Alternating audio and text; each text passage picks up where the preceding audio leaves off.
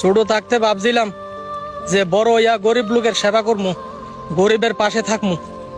আলহামদুলিল্লাহ বড় হইছি। বড় হইয়া দেখে কি তা আমি নিজে গরিব, কাম করে খাওয়ান লাগে।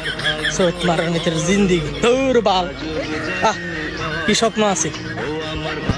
সারাটা দিন কাম করি, সুপারভাইজার দেখে না।